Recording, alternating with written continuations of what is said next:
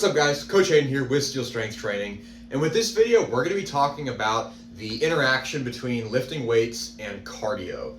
If you hang around fitness spaces to any degree, you know that people have this conversation all the time. Well, I lift weights and I'm afraid if I start doing too much cardio, I'm going to lose all my gains, going to lose muscle mass. Or if you come from a cardio background, you might think, well, if I start lifting weights, I'm going to get slow, I'm going to get bulky, I'm not going to be able to stay as fit as I want to be. But today I'm going to come from the angle of someone who normally lifts weights and they want to add some cardio into their routine. And there's a lot of negative messaging about that saying, well, you can't do both. You have to pick one.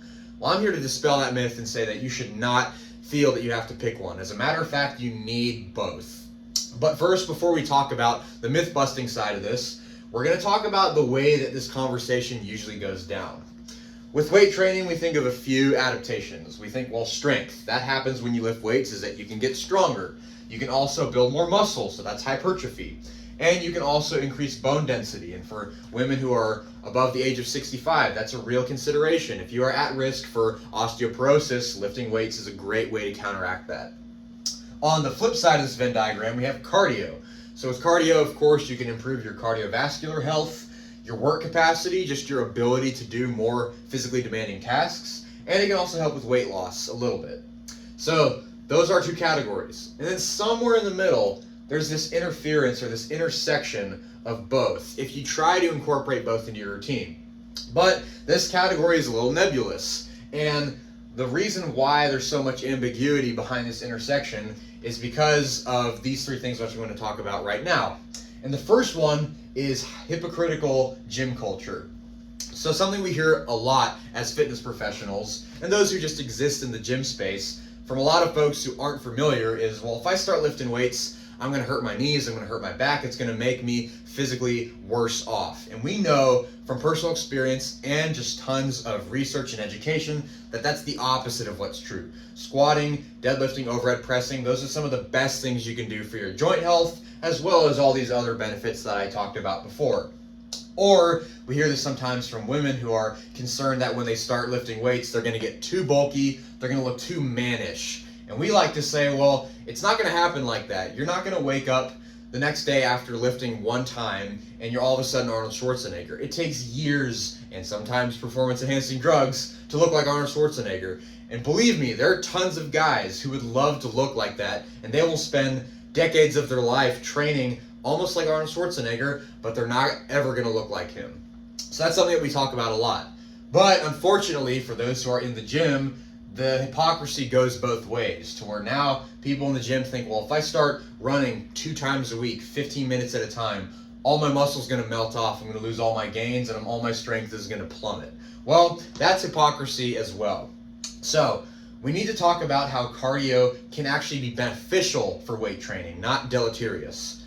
Secondly is what is known as the interference effect. And when you look this up in the literature, the scientific literature, this is what happens when you incorporate cardiorespiratory training into a weight training program.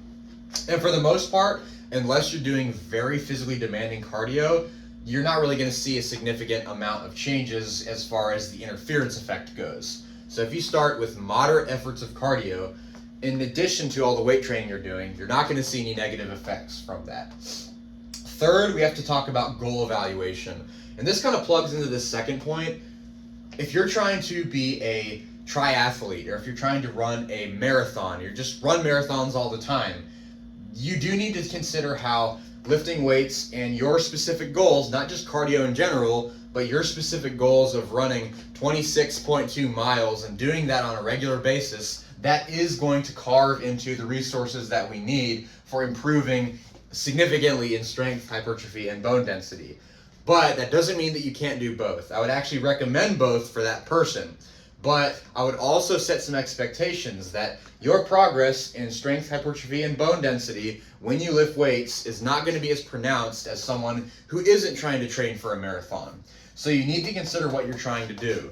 But don't carry this logic for that type of person over into your situation where you're just trying to be healthy, lean out a little bit, gain some muscle strength. You're not going to be tanked as far as your physical adaptations just by walking around the block a couple times for 15 to 20 minutes, 2 to 3 times a week. that's actually going to help improve your performance in the gym.